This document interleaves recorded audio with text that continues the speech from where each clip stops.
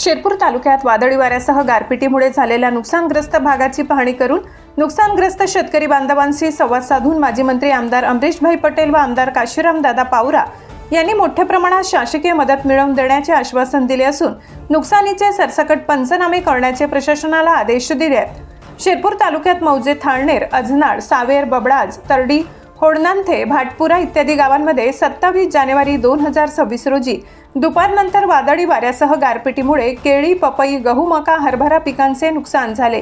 माजी मंत्री आमदार अमरीशभाई पटेल व आमदार काशीराम दादा पावरा यांनी नुकसानीचे तातडीने पंचनामे करण्याचे प्रशासनाला आदेश दिले आहेत। त्यानुसार या गावांचे तलाठी व कृषी सहाय्यक यांना पंचनामे करण्याचे आदेश देण्यात आले।